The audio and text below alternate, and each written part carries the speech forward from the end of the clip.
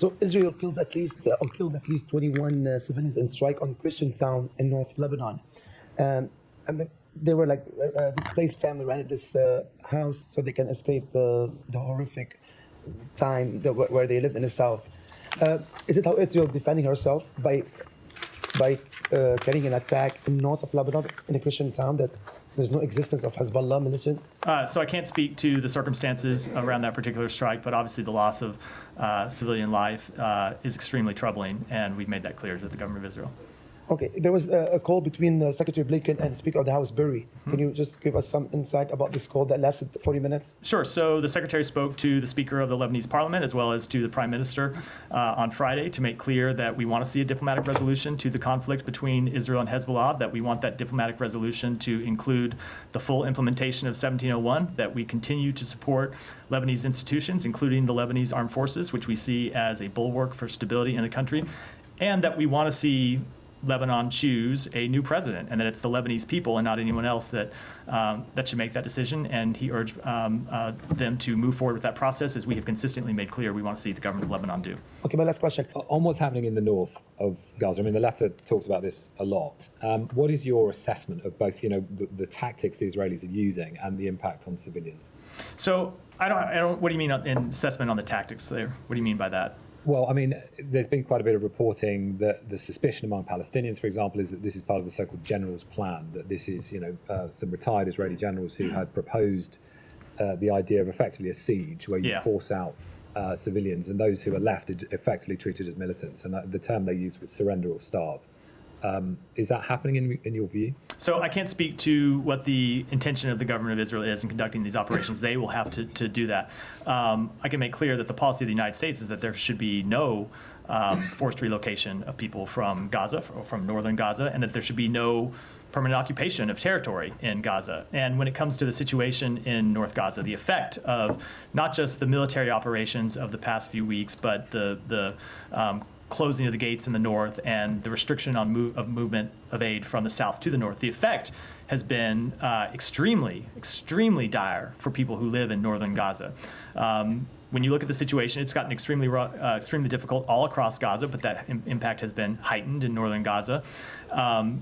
We saw yesterday, for the first time in several weeks, Erez Gate open to get aid directly into the north. We want to see the route from Jordan that was up and running for some number of months, that was getting aid coming in directly from Jordan, delivered directly to the north. We want to see that reopened and sustained, and hope that will be that will happen in the coming days. That's one of the policy recommendations you saw that the Secretary lay out in the letter. And just to challenge a bit on the point that you said, you were asked repeatedly about the timing of the letter, and you said, well, because the situation's changed. But in a lot of ways, it hasn't. I mean, the letter talks about 1.7 million Palestinians in al-Mawasi who you say are at risk of lethal contagion. That has been a situation that has just been building up. I mean, it hasn't just happened overnight. And so there will be those who say you've had a year to write this letter, to issue such a stark warning to the Israelis. Why has it taken so long? So it hasn't taken. So I completely reject the premise of the question, as I think you said. Well, you didn't say, but when you said you're going to push on me, I totally reject the premise of the question.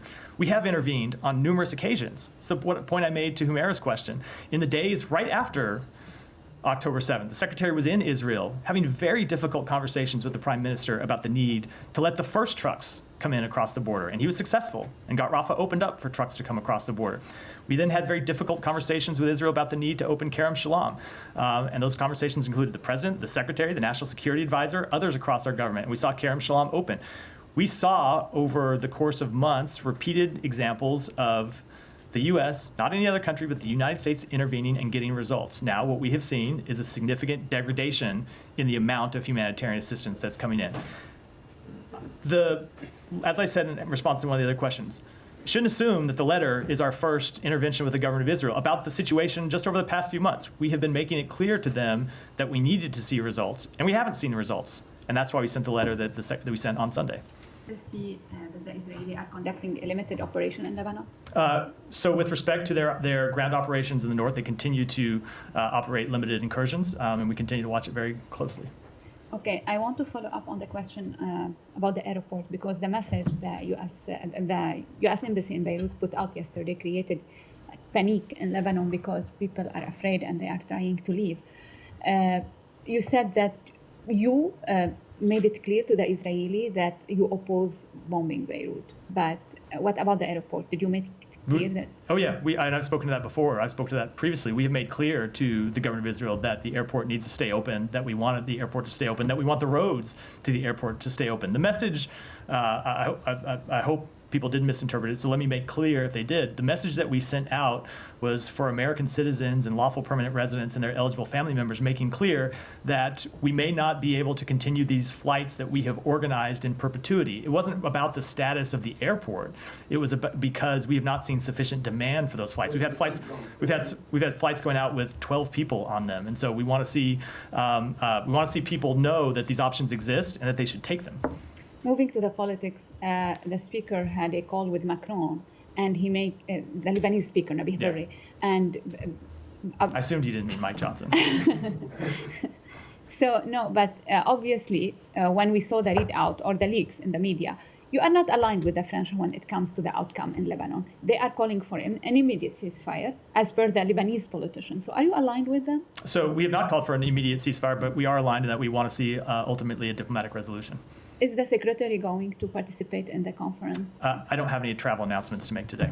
And lastly, did the administration ask Israel not to bomb Beirut, and did you give any guarantees in this regard to the Lebanese prime minister? So we have made clear to Israel that we opposed the bombing campaign that they had been launching over recent weeks in Beirut. We have seen strikes diminish in recent days, and we'll continue to watch it very carefully. Thank you. On Iran, there's reporting over the past couple of days that the administration has relayed to Iran that any assassination attempt on. You said earlier we've made clear to Israel that we oppose the bombing campaign over Beirut.